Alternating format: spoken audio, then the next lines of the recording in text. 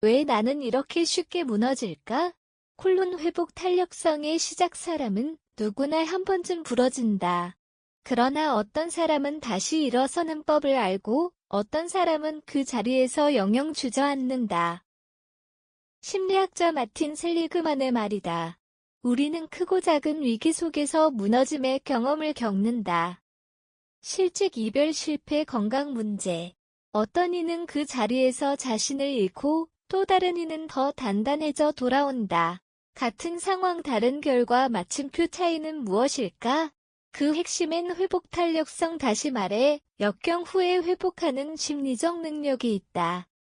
회복 탄력성은 단지 고통을 견디는 인내심이 아니다. 고통을 경험한 후에도 자기 자신을 재정의하고 삶을 다시 설계할 수 있는 능력이다.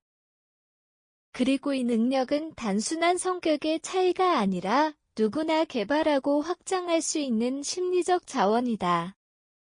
회복 탄력성은 타고나는 걸까, 길러지는 걸까? 회복 탄력성은 흔히 타고나는 성격이라고 오해되기 쉽다.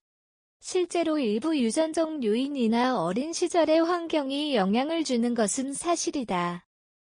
그러나 과학은 분명히 말한다. 회복 탄력성은 성인이 된 이후에도 훈련과 실천을 통해 충분히 개발할 수 있다. 하버드대학교 정신의학과 조지 바일런트 교수는 75년간의 인간 발달 추적 연구에서 회복 탄력성이 높은 사람들의 공통점을 이렇게 정리했다. 그들은 자신의 감정을 정직하게 인식하고 그것을 효과적으로 표현하며 사회적 지지를 잘 활용한다. 즉, 회복 탄력성은 정서지능과 깊은 관련이 있으며 혼자서 이겨내는 것이 아니라 관계 안에서 회복되는 과정이라는 점이다. 이런 맥락에서 최근 한국 사회의 문제, 특히 회복 없는 번아웃과 무기력증의 확산은 단순한 개인 문제로 볼 수 없다. 우리는 회복 탄력성을 훈련받지 않은 채 오직 참는 법만 배워온 사회를 살아왔다. 심리학이 말하는 회복의 기술, 뇌, 마음, 행동의 삼중주. 그렇다면 회복 탄력성을 기르기 위해 우리는 무엇을 해야 할까? 심리학은 신경과학, 인지치료, 긍정심리학 등 다양한 분야에서 실질적 방법을 제시한다. 첫째, 뇌의 회로를 재설계하라.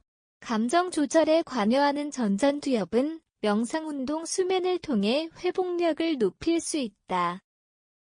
하루 10분의 마음챙김 명상은 스트레스 반응을 감소시키고 뇌의 구조를 바꾼다.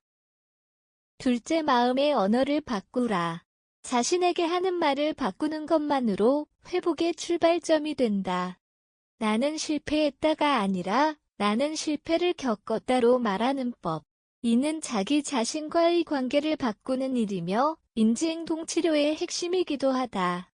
셋째, 행동을 새롭게 설정하라. 우울과 무기력은 생각으로는 극복되지 않는다. 행동이 생각을 바꾸는 역행 전략이 중요하다. 산책, 글쓰기, 간단한 청소 등 작은 행동이 뇌에 나는 아직 움직일 수 있다는 메시지를 보낸다. 위기를 기회로 바꾸는 사람들의 공통점, 회복 탄력성이 높은 사람들에게는 몇 가지 공통된 특징이 있다. 바로 자기효능감, 유연한 사고, 그리고 연결감이다. 이들은 자신의 상황을 통제할 수 있다는 믿음을 가지고 있으며 고정관념에 갇히지 않고 다양한 가능성을 탐색한다. 무엇보다도 혼자가 아니라고 느끼는 것. 이것이 그들을 다시 일어서게 만든다. 우리는 모두 인생의 전환점에서 넘어질 수 있다. 중요한 것은 넘어진 자리에서 일어서는 방식이다. 회복 탄력성은 그 방식의 이름이고 선택 가능한 능력이다. 결론, 다시 쓰는 나의 서사의 시대를 살아가는 우리에게 가장 필요한 심리적 능력은 회복 탄력성이다. 회복 탄력성은 더 이상 정신과 전문의의 진단서 속용어가 아니라 우리 모두의 일상에서 절실히 필요한 삶의 기술이다.